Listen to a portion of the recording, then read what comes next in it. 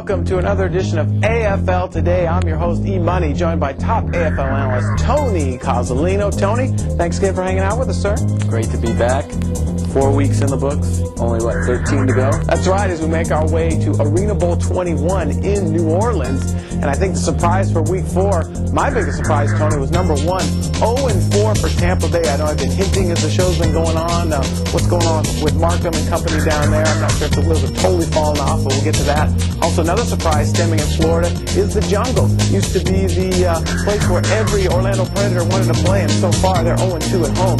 Not very friendly for those guys. Also, the Utah Blaze living up to their name, coming out scoring 83 points, the most all week. A lot of excitement happening in that franchise. All right, well, let's get into it for game number 1. All right, folks, Colorado Crush take a trip to Philadelphia Soul, and John versus John, and this time Bon Jovi wins, a Crush 47, Soul 71. I think the key to this game was John Dutton for the Crush wasn't 100% sharp, and his 3 INTs really proved to be the difference. Moten and Harrell went back-to-back all day long. That was the greatest matchup to watch. On Philadelphia's side, Tony Graziani puts on a quarterback clinic. 9 TDs, and you could see his leadership just growing week by week. And if you're Bon Jovi, you got to be happy right now, T-Cos. Yeah, and this game might be an indicator of what kind of separation really separates Philadelphia from Colorado. I mean, Graziani has another explosive performance. And then you got to look on the other side. Their defense really propelled them in this game. 3 interceptions, and then Charles Pauley, as far as Graziani's favorite target, amassing pretty much half of the offense there. I think Philadelphia has some great things going on right now, and they look like they're going to be running away from the pack here if they continue to play this way offensively and defensively. Great balance. Absolutely, Tony. Philadelphia Soul in control, 3-0, doing fantastic. All right, moving on. Next game on the slot. New York Dragons finally, as T-Cops would say, get off the schneid, 59-52, and take out the 0-4 Storm. And again, at home, and who would have thought? Rohan leads the way. I think his leadership is starting to emerge. The Dragons rally behind him. And again, finally getting that first much-needed win. On the other side, again, 0-4. Are the wheels falling off in Tampa Bay? I don't know. This Calejo-Markham reuniting may not be the, so far anyway, may not be the keys to victory. And again, things are not looking good in Tampa Bay. Tony, what do you got?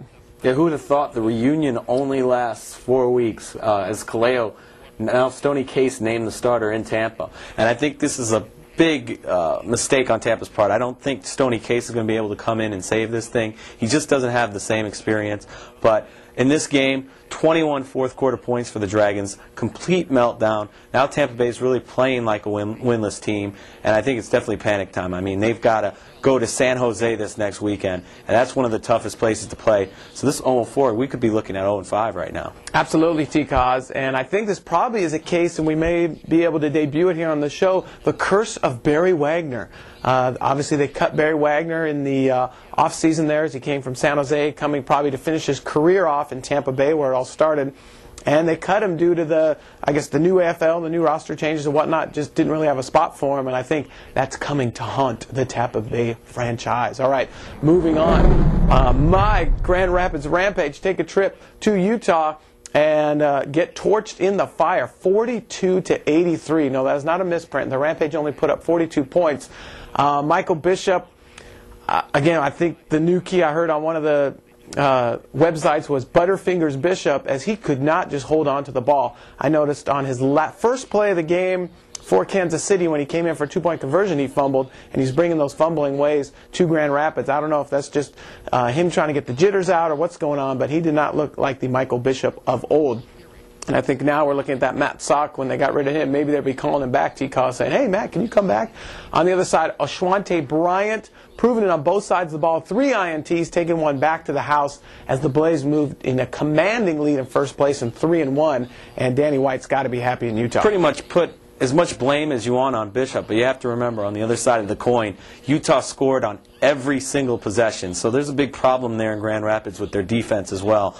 But Ashwante Bryant making an impact like that. They've already got Ryan Denard playing both sides of the ball really well. Sia Burley, once again, catching about half of those scores and half of those passes from Jermaine. So the Blaze are looking like a team that are going to score 80 points a game. It's going to be tough to stop them, especially when their defense steps up and gets some stops and interceptions like they did in this game. Las Vegas Gladiators, the Sean King era continues. Gladiators 41. Arizona Rattlers finally get up to Schneider. Their big win, 68-41 at home. Again, Sean King, 3 INTs. I think now this is 2 bad games in a row for Sean. We thought he had it figured out after that Week 2 performance. I mean, if you look at what Sean King has to throw to B.D. Davis, Joe Douglas, Atu Molden, it can't be the receiver's fault. I think Sean just needs to, again, figure out this indoor game on the other side of the ball with the Rattlers.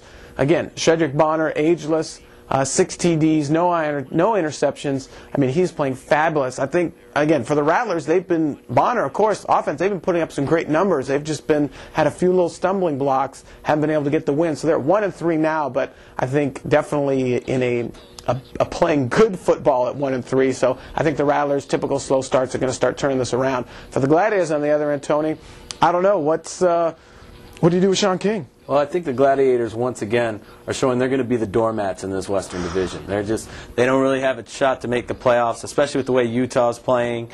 You know, we'll get into what LA did this week. And now Arizona, I think they're just a cut above, or I should say a cut below those other 3 teams. So they're in deep trouble. But I think the real story in this game was the fact Bo Kelly, 61 yards rushing. I think we're going to have to add maybe a running back of the week to our awards there, because there are really running backs coming out every week now and having big games. And of course, he's recently just became the rushing leader. But that's just that's unbelievable right there. And it just goes to show when you get into that goal line and you have a guy like Kelly, experienced guy, it's going to increase your red zone percentage.